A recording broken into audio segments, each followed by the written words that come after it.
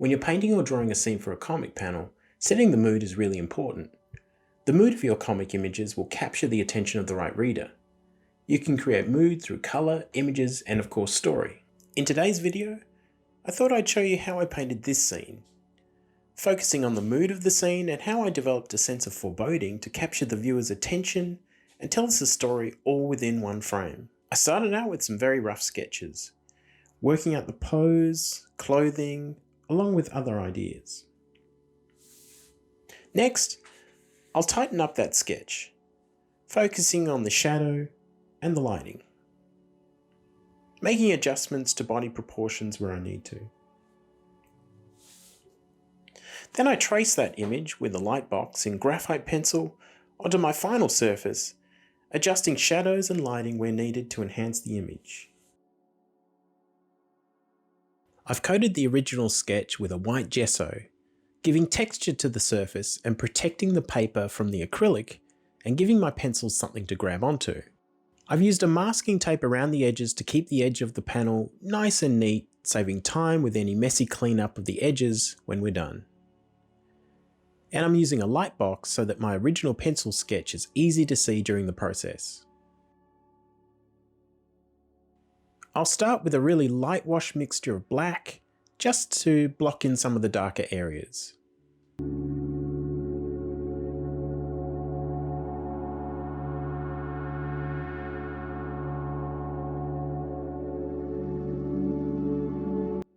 At this stage, I'm not too fussy if I go over some of the building structure with the black, as I'll be painting over it again with a colour of acrylic that will be more opaque. This allows me to go right up to the edges of the building as I'm trying not to leave any white of the paper. The only really lighter part of the environment will be this sort of path of misty white, leading from our protagonist up to the doors of the mausoleum, drawing our attention to whatever is in there that he's heard or caught a glimpse of. We don't have the chance to create sound effects like in a movie, so we can use posture, lighting, and the scenery to move the viewer's eye to where we want to help tell the story.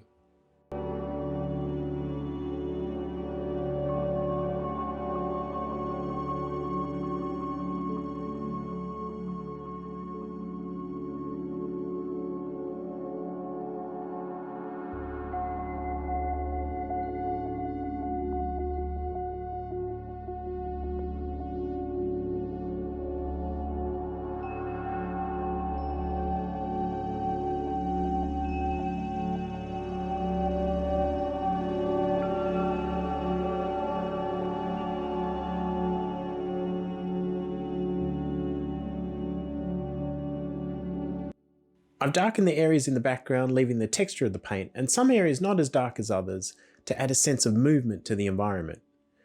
I can now go over this with the airbrush using a mixture of blue, grey and black.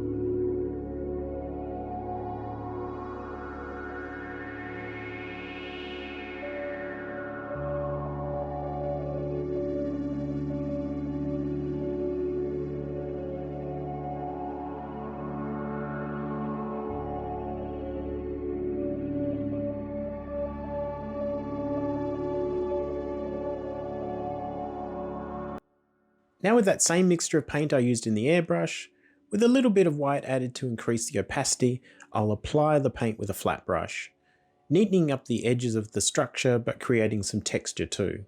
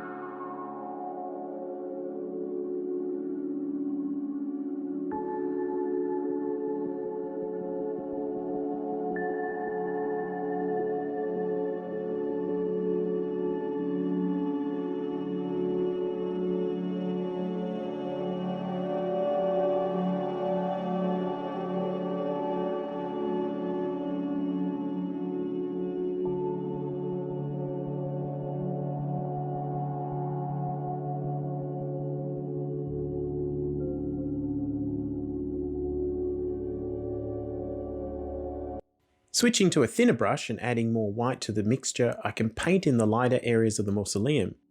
The effect of a light source off camera to the right all helps to draw the attention in that direction, so we have this reading of the image from left to right. The idea of the door partly ajar creates that uneasy feeling, you know, like when you're at home alone at night and there's a door just partly open in the darkness. Your imagination runs wild thinking there is something in there watching.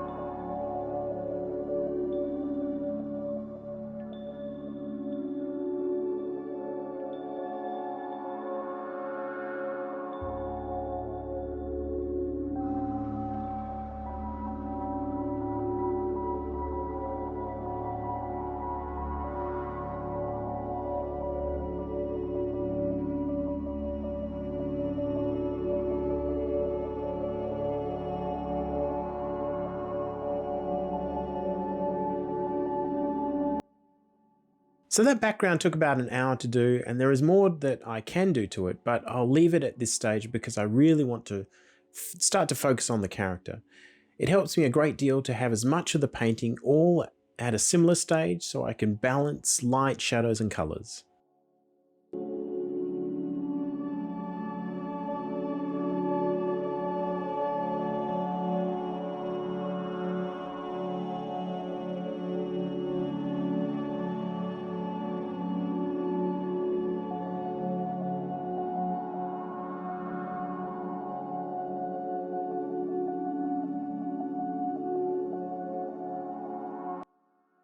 After using a light wash layer of the background colour, I'll start to block in the colours with pencil, slowly building up the colours as I go.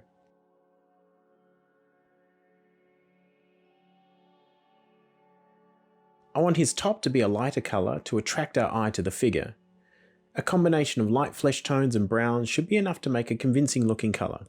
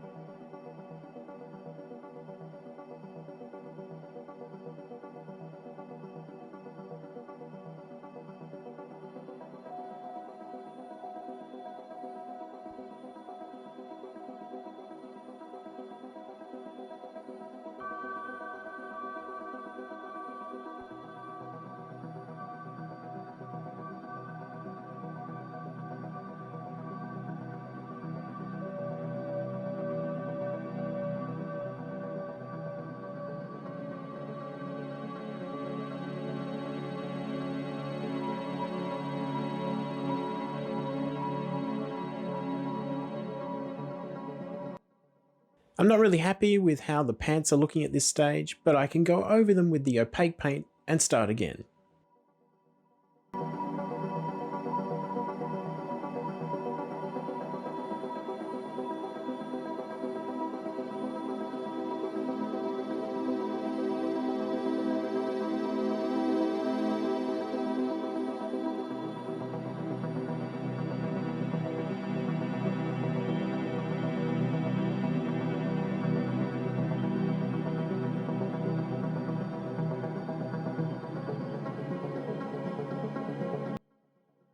For the skin, I'll add a layer in acrylic wash of a light skin tone base mixture of flesh tone, red and blue. Then using the colour pencils, slowly build up the colours, concentrating on the highlights and shadows of the face to make it look as much like a real face as I can.